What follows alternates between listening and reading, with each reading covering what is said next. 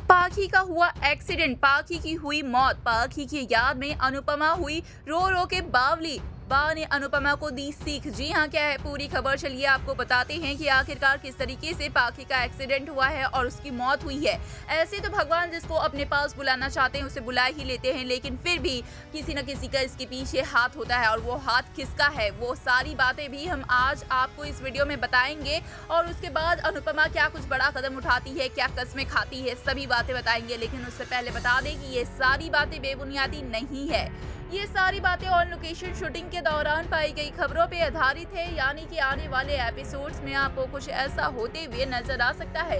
तो जरूर से ही इतनी मेहनत के लिए वीडियो को लाइक, चैनल पे नए हैं तो चैनल को सब्सक्राइब और पास खड़ी घंटी बटन को दबा दें, ताकि ऐसी और तमाम खबरें आप तक सही समय पर पहुंचती रहे। तो चलिए वीडियो की शुरुआत करते हैं, जहां पर हम आप सभी को बता दें कि अचानक से एक फोन कॉल आता है समर को, जहां सभी पाखी को लेकर बहुत ज्यादा परेशान होते हैं। वहीं पर समर ये सुनकर बिल्कुल शॉक्ड हो जाते हैं और उस फोन कॉल को छोड़कर वो फोन समर के हाथों से नीचे गिर जाता है और समर आंगन में से दौड़ते दौड़ते पाखी का नाम लेते हुए बाहर चले जाते हैं।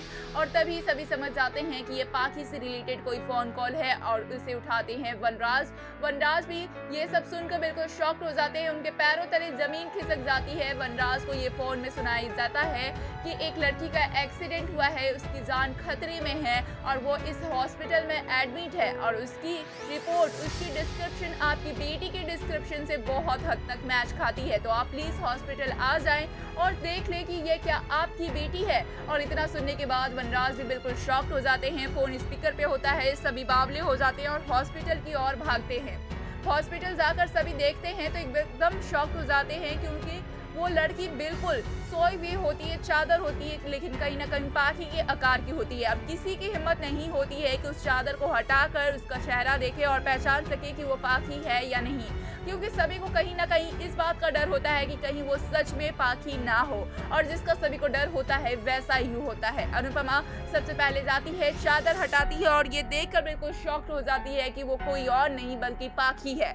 अनुपमा जोरों जोरों से चिल्लाती है, बाहर आती है और बा के गले लगकर पाखी का नाम पुकारती है। इसके बाद सभी घर वाले बिल्कुल शॉक्ड हो जाते हैं, सभी के पैरों तले जमीन खिसक जाती है और घर में पूरे मातम का माहौल छा जाता है। जहां पे अधिक तो गिरफ्तार होते हैं इसलिए अधिक नजर नहीं आते हैं, लेकिन अनुपमा का गुस्सा बरखा पे फूटते हुए नजर आएगा। वहीं वनराज का गुस्सा अनुपमा पर भी फूटेगा। वनराज ये कहेंगे कि अनुपमा की वजह से उन्होंने अपनी बेटी खोई है। अनुपमा ने कुछ ज्यादा ही पाखी को बोला, और पाखी ने कई बार वार्न भी किया था अनुपमा को कि अगर उसने पाखी की पर्सनल लाइफ में इंटरफेयर किया या फिर मैरिज लाइफ में ज्यादा ढुकने की कोशिश की तो पाखी कुछ ऐसा कर बैठेगी जिसकी वजह से अनुपमा को बहुत ज्यादा गिल्ट होगा, पछताना पड़ेगा।